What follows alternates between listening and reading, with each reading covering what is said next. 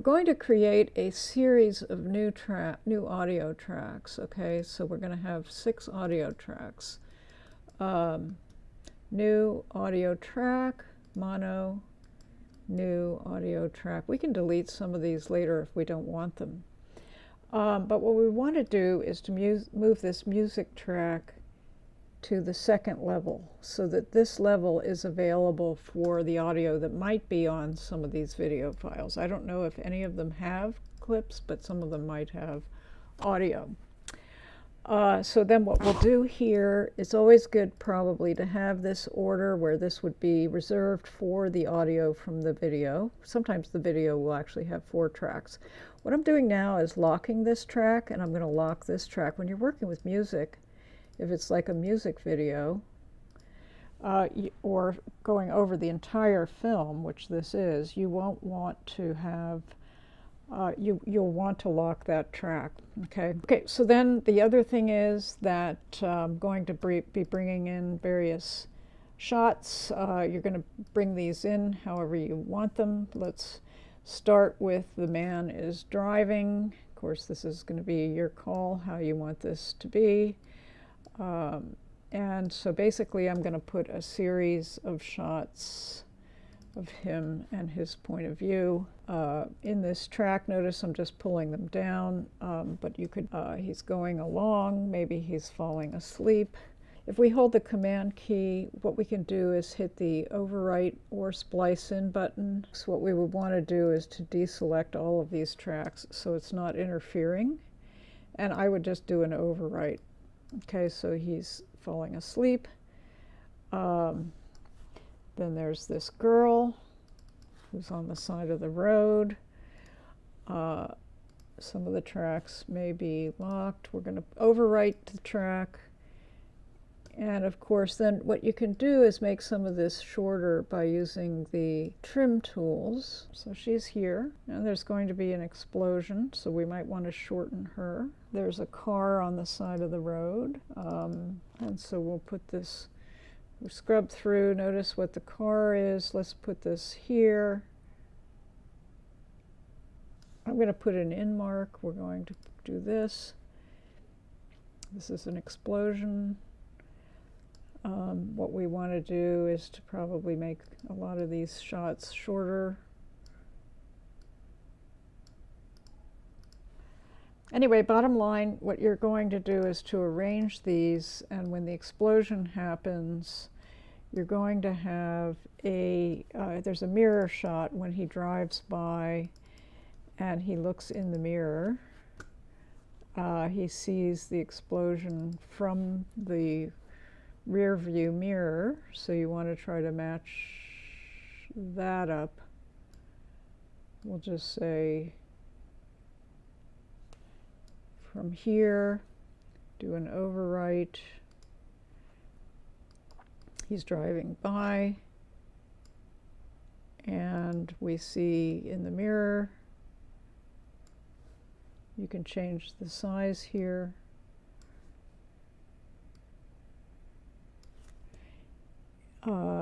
So we see this mirror shot that's important to try to match up his point of view that he's going by. And then you'll make some adjustments as to where, and it comes out, and so there's more shots where you see him continuing. And so all of this needs to be a little bit shorter, okay? So the explosion doesn't have to be quite so long. And you can see that my mouse is changing the size of this. I'm going to pull this back, and he's looking. You'll want to cut back to the car, so he's looking, and then we see him again. But meanwhile, right here, you're going to want to add into this. The whole point is that in this area, you're going to be adding another track, which is the explosion. And so you'll want to have the large explosion happening, and we're going to put that down on this track. So notice that I deselected all of these tracks. These are actually locked, but down here, let's deselect that track as well. What we want to do is to do an overwrite, so that the explosion, and we can see the waveform here. So you can see, you want to line this up with the explosion, and we'll pull this back, pulling it back with the trim tool here too. Trim, we don't need all that. And meanwhile, we have this audio. So what you're going to want to do with the audio here is to get the waveforms happening. You're going to want to have some mixing going on. There's a tutorial about audio mixing, so I'm going to leave that to you for now, and we're going to, of course, then we also have, okay, so if we make another track, a new video track, what we can do is target this track. Let's say we want to put a title here. We can use what we want to do is to deselect all of this, so nothing, and this should be locked as well. Let's lock that track. Now that we're happy with that, we can lock that track, just so that no changes will happen. But anyway, what we can do is to create an edit here and an edit here. You can't see that very well, but if I went into my settings and changed this to lighter color, go into my user settings and into my interface, I want to change this to my lighter color. I need to apply that and apply, apply.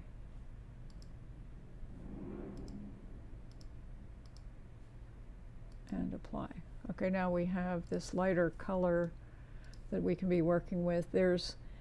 I made 2 cut marks here, and so in this area, I'm grabbing with this, I can click the title key and a titler comes up that you'll want to explore. Okay, so that's part of one of the things that we're learning, is that there's a whole thing about this titler, so that you could then click on this and create your title.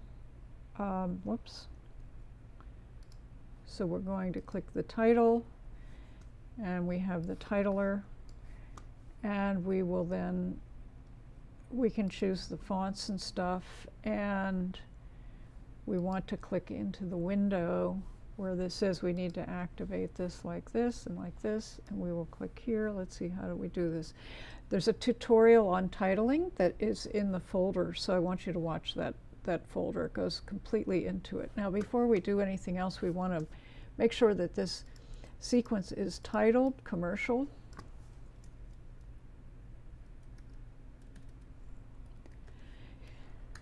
You should put at the beginning somewhere that you created this. I want to see your credits at the end, and export. Okay, so then you will go to output as typical. We don't have to go through this each time. Output the media. Options, of course, you want this to go into your folder of your exports folder. And options, this will bring up this, make sure that it's in H.264, so forth, that both the audio and video are enabled. Cancel before we go into this. You want to check your settings so that if you do have something on the top track,